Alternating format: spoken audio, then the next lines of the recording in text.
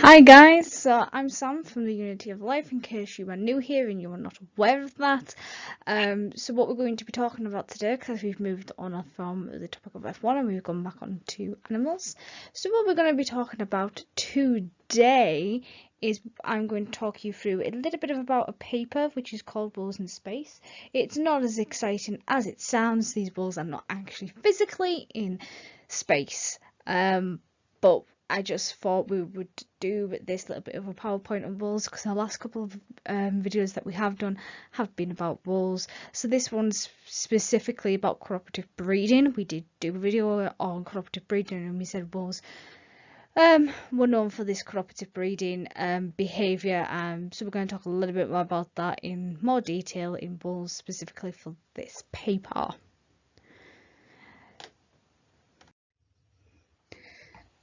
So like I said in the last video, wolves are cooperative breeders, which you should have got from this slideshow, from the title slide anyway. So both breeders and non-breeders care for the young. So non-breeders in this case are older siblings. Just a quick reminder on that. So these non-breeders, the rest of the pack, these siblings, if you will, are critical for the fitness of the breeder and the reproductive success of the group, which I think we also mentioned that in the video that we did when we talked about cooperative breeding during different species. So these non-breeders, these siblings, they help with the foraging and protecting the young from kleptoparasitism. So I know that's a really posh word. So just a reminder of what that means. That just means other wolves stealing food from the young puppies. And they help to guard their younger siblings and they feed them like a bird would feed their young, and that's by the regurgitation of food. So as I've said multiple times in different videos now, grey wolves live in packs and they're made up of closely related members. So this is mum and dad at the top and then siblings all the way down. So wolves, they stay in their natal group. So natal is just another word for family. The natal group, it's basically the group in which they were born into, and like I said, it's all their family. And this could be so that they have longer to mature when there are no pups, or when there is a lot of resources, the parents will continue to feed the yearlings like we discussed in one of the other episodes. And we also said that staying with their family could help them gain territory, as the more individuals that there is in this pack, the easier it is to obtain a territory by 140%, which again I think we covered this. So this is the bit I don't think we mentioned or covered. If we did, I apologise. I've done a lot of these videos since then, so it's hard to remember what has been said and what hasn't.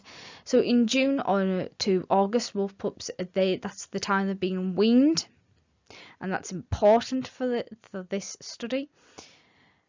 And they move the pups from where they were born to a pup rearing site. And some pack members stay behind from a hunt to look after the pups, which I do believe we've already mentioned before. And the adults will regurgitate food for the pups, and sometimes they will regurgitate the food for the pack members that stay behind. So that's why it's quite beneficial for some pack members to stay behind, because they're still going to get fed, and it's quite lazy for them because they don't actually have to go and collect any of the food. And unfortunately, pup mortality is the highest around the first 6 months of their life. Why? We're not sure. It's just something that happens. So I know this says rationale because this was a PowerPoint presentation that was created for a university assignment. So you don't really need to worry too much about the term rationale. It's just basically, why did they decide to carry out this experiment?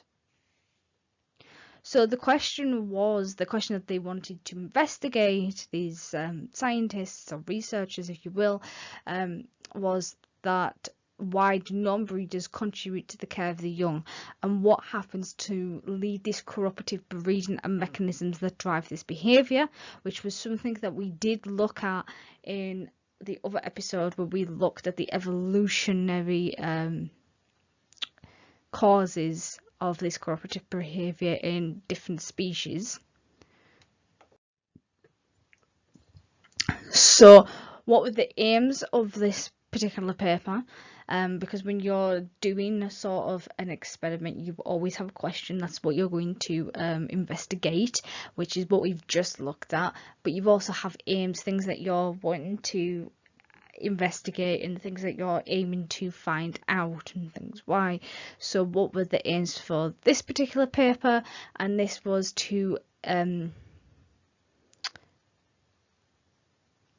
so they were looking at how to evaluate how group composition and individual characteristics influence space. So that's where the space comes into it. It's not outer space, it's space as in like you being in a room, how much space is there in that room for you? It's sort of that. It's like how much space is in this particular territory, and how and whether the distance between the pups and the adults influence the pup's survival, and what factors may have an effect, such as group size, litter size, gender, breeding status, age, and genetic relatedness to the pups.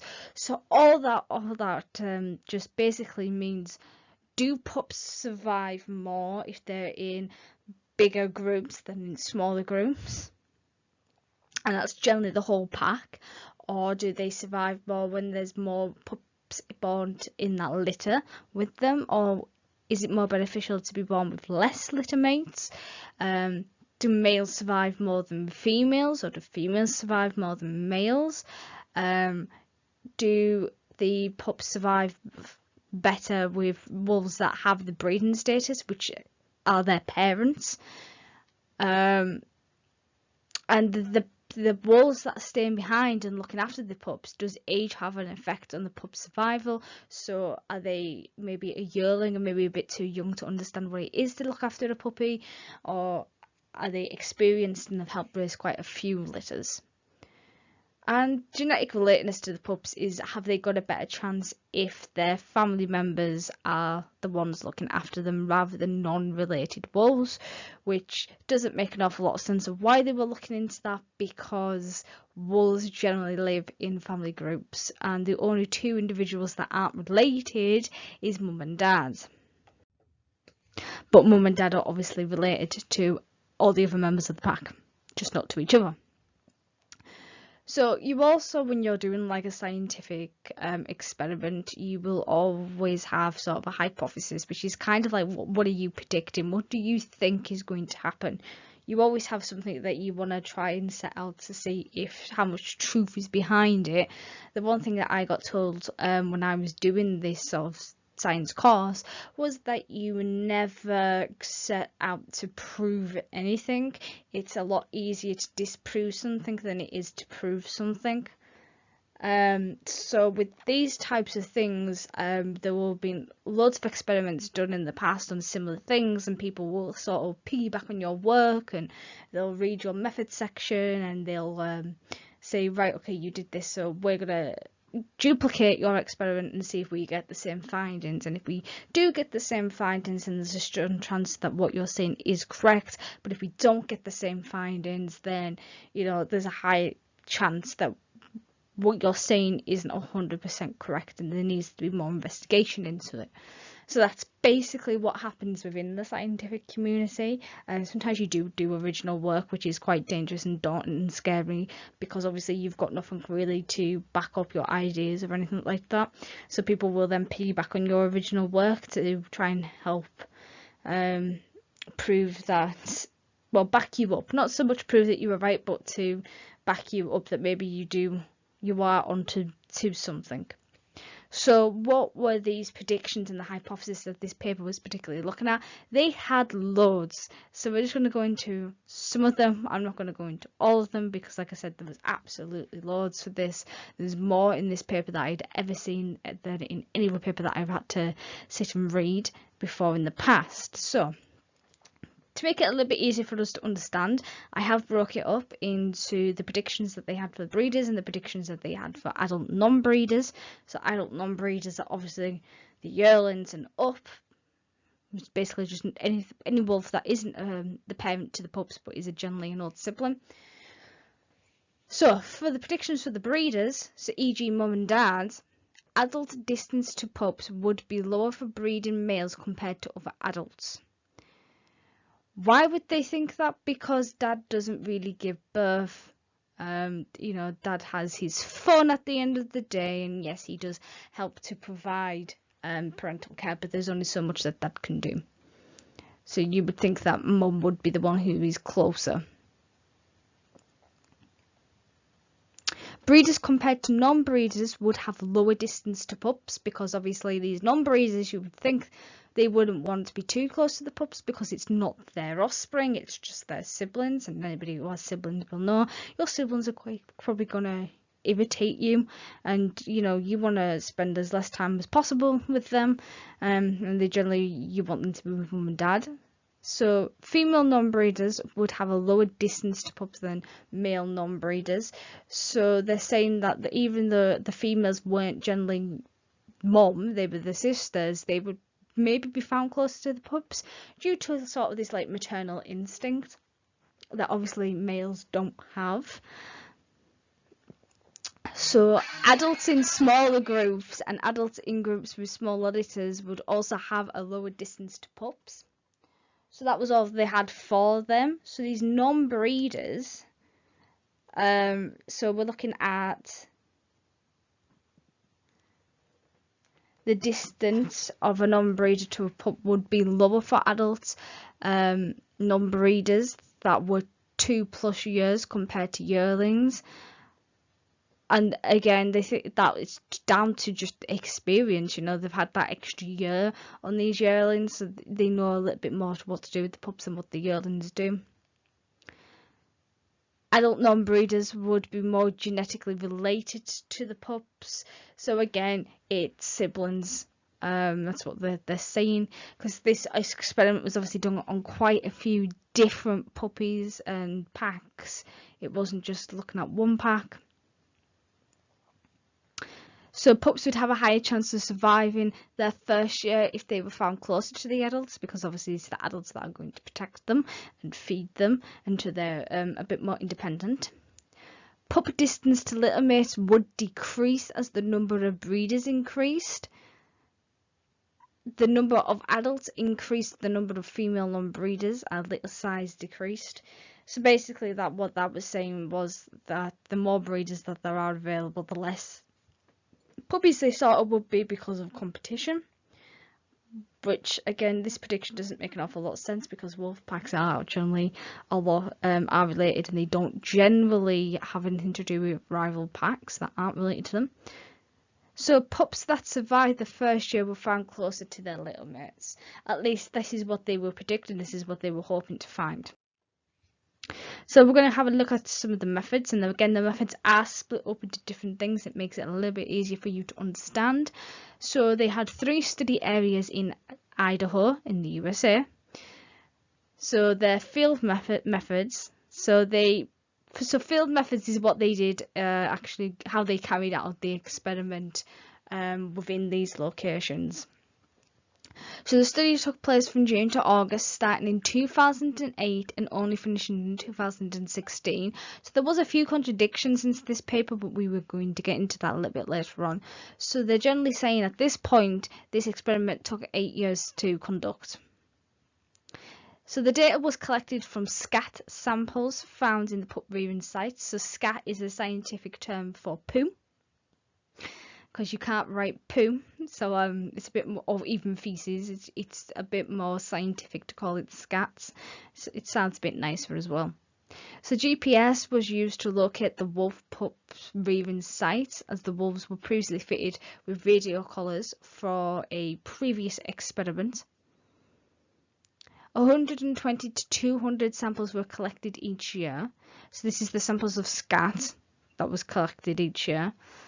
And then what they did was they did a genetic analysis on these scat samples to confirm if the scat came from an adult or a pup, because that was very important for this specific experiment or study.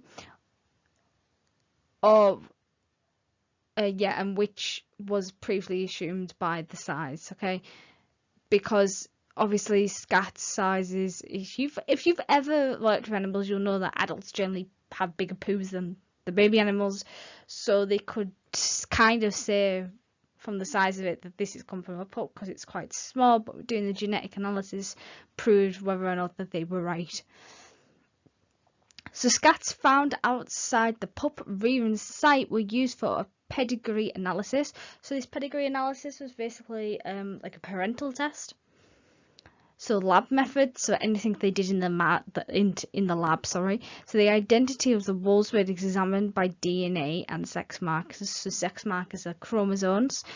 So anybody who's done basic, I'm going to say GCSE biology. I'm not sure what it is in America, but GCSE biology in England, you'll know that males and females have these chromosomes, and these chromosomes are different if you're female or if you're male.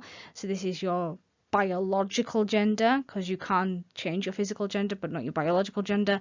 And these chromosomes, if you're a female, it's an XX, and if you're a male, it's an XY. Whereas in birds, it's ZW. And it's the males that have, I think it's ZZ, and the females that have the ZW. Birds are weird that way. And also each wolf was issued a number so they could make sure that they weren't analysing the scat of the same wolf and over again and getting the same pointless data. So the pedigree analysis, which was all adult males and females, were presumed to be potential parents, okay, because at this point in time they really don't know who the alpha is and who isn't the alphas, and who are the subordinates, because they're not watching the bulls, they're not watching the packs. I don't even think they actually even saw any wolves doing this particular experiments at all. So the DNA was used to determine who the breeders and non-breeders were, because like I said, they weren't doing a behavioural observation here, so they didn't really know who mum and dad were. So that's why they did the pedigree test. And from the DNA results, researchers were able to group the bulls by gender, age and their breeding status. Okay, so they also looked at genetic relatedness, which should have been really, really high. It should have all been 50%. DNA was used to see how related the non-breeders were to the pups. Only 4% of the pups will grow up and leave the pack, so DNA was used to see which pups were still part of the pack a year later. Those who were not were then presumed to be dead, even though they may have gone off and started a pack of their own. And the researchers used a mixed linear test for their data. We don't need to worry too much about the mixed linear test because we're not here to talk too much about the specific data, and it will give you a headache. Trust me, anybody who has to do statistics hates it. Everybody hates it. Because it's just a headache and it's overcomplicated. We don't need to worry too much about it. So let's just sum up some of the results, not all of them. So this is graph 1 that you can see on the screen here. So this one here, this is graph 1. And it was found that the breeding males and females were found the furthest away from the pups compared to the non-breeders. That's what this is saying. Because along here, we've got obviously the distance to the pups in the meters, and there you've got your breeding females and males. So this is mum and dad, and these are your non-breeders here. So these are siblings. So as you can see here, mum and dad aren't that close. In fact, dad's actually closer to what mum is to the pups, and the sisters are actually the closest, and then it goes off to their brothers, be the next closest to them, which is really strange because obviously you would think mum and dad would want to be closer because at the end of the day they're their pups, right? And they would want to look after them, surely you would think. So large litter sizes found that the adults increased their distance from the pups by 15 meters. So the bigger the litter size is, the further away that the adults were found from the puppies. So the more adults in the group, and the smaller the distance was to the pups, because there's more adults to help look after all these hungry little mouths. So let's have a look at the next graph. So these are very simple graphs. They do get a bit more. So this just focused on these non-breeding adults and these non-breeding yearlings. So the non-breeding adults are siblings that are older than 1 year old, and these non-breeding yearlings are 1 year old. And as you can see, that these yearlings are actually closer to the pups, right? So this line here is just where the puppies are, and further up here is the further away that these breeders are. And this is generally because these yearlings, they're not very experienced hunters or anything, so it's much more beneficial for them to stay behind and help look after their younger siblings, so that they're still going to get fed just until they learn how to hunt for themselves. So yearling non-breeders were found closer to the pups than other non-adult breeders, which is basically what we've just said. So the overall results basically were that the genetic relatedness influenced the distance of non-breeders and pups, right? Because in the pack, like I said, they're all related anyway, so that's not a huge shocker. The distance between the adults to the pups did not influence the pup survival. The results show that there is a direct fitness benefit that help to explain why certain members of the pack stay with the pups. It was found that the less experienced hunters that are non-breeders stay with the pups, as this is an easier option for them to gain food. There is no link to pup survival and the distance the adults were from the pups. So basically, it didn't matter how close or how far away the adults were from the pups, it didn't impact on how long these puppies did survive. So what was the conclusions of this particular slideshow, or this study? So they concluded that the understandings of how non-breeders and cooperative breeders contributed to the care of the young and the potential evolutionary mechanisms driving this behaviour are still being debated, because we still don't know for sure. There is evidence suggesting that there are direct fitness benefits, such as gaining food, which may have an influence on the space used. Because the bigger your space is, the more food you can potentially get, right? But to get bigger and more food, you need more individuals, which does mean you do need more space. So what were some of the strengths of this particular paper? Well, they did collect data from 3 different sites, so they had quite a large sample set, which is what you are always wanting to have, and they did do this over an 8-year period, so these wolves will have been born and will have died within this 8-year period, unfortunately. And they did use non-invasive techniques. Like I said, I don't even believe that they ever saw a wolf, because they were collecting scat and they were using GPS to find where these wolves had been, so they could collect the scat, because they, using the GPS, they then knew where the wolves were, so they weren't invading on those wolves' natural lives. And the pup rearing seasons and hunting seasons didn't overlap, which was good. And these hunting seasons, obviously, it isn't the wolves' hunting season. Wolves don't have a hunting season, unfortunately. What they're referring to is the season on which hunters, as in human beings, go around and massacred all these wolves unnecessarily, I may add. There's huge debates going on in America about their hunting laws, especially of wolves. So this research was used to help monitor the wolf populations. So what were some of the weaknesses of the paper? Because obviously we had some strengths of the paper, so it seemed right that there should be some weaknesses. So they collected data from an area that introduced a hunting season in 2009 and 10 from the months of September till March. And they did this for 1 year, and then they stopped. And then they came back up again. So it was a little bit of annoyance.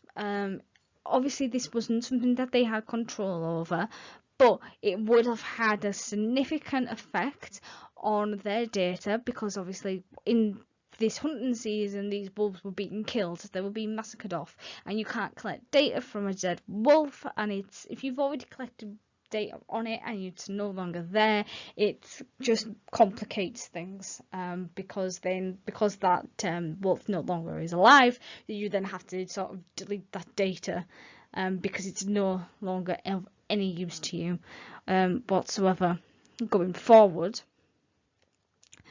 And there's the one thing that was also really annoying is that they never mentioned how many packs that they observed. They just said there was 3 different study areas, but didn't say how many packs were in these particular study areas. I mean, there could have been 3 packs in these 3 different study areas, you know, which might not have been enough, but it might have been, because they did it over 8 years. I'm not 100% sure. I personally would have thought that these, if they say there was 3 packs in these 3 study areas, it wouldn't have been enough. And they went from analysing every single sample that they found to only a select few, which again would have had a significant impact on the data.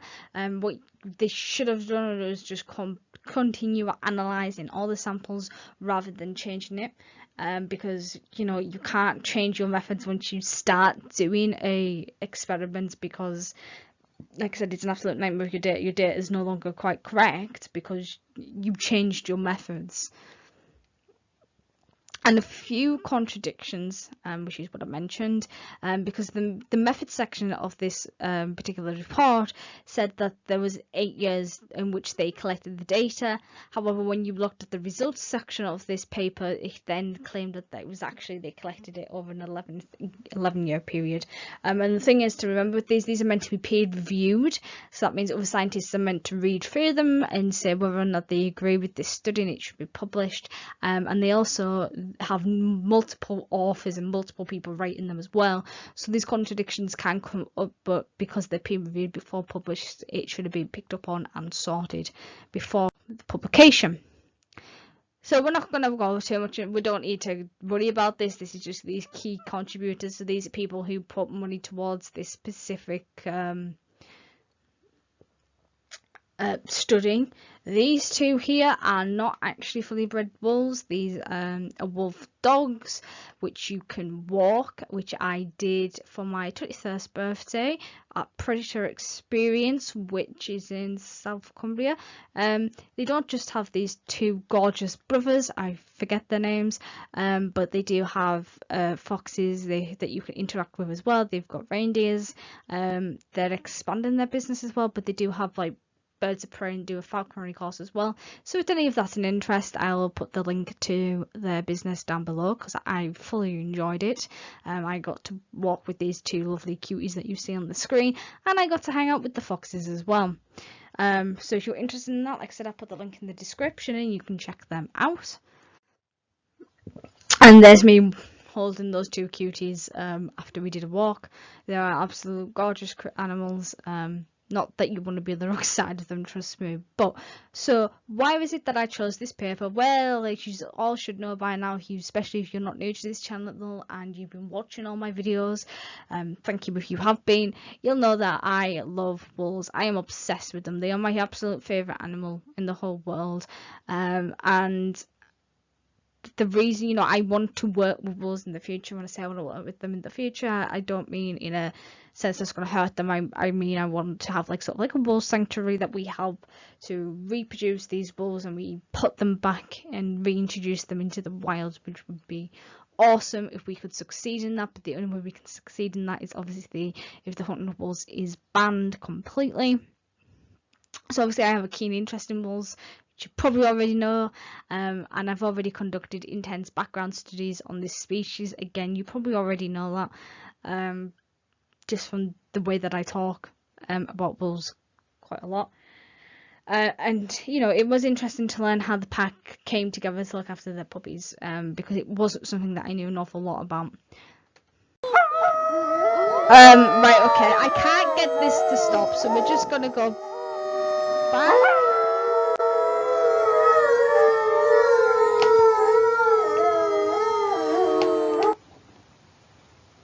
Right, okay, so that stopped. I couldn't get that to stop before. So that's basically the end. That was the wolves that you just heard with the two that I've just been talking about and you saw previously in this slideshow. So that's all I have for today. I will see you in the next video. If you haven't already and you've learnt something from this, then please don't forget to subscribe and share with all your friends so that they can learn as well. And if you do subscribe, don't forget to click that notification bell and you'll be notified every Wednesday and Saturday when I upload a video. And on the bottom of the screen, so you can subscribe by clicking on my face, and on the other side of the screen there will be a playlist of all the other animal content in which I have covered. And I will see you next time. Bye.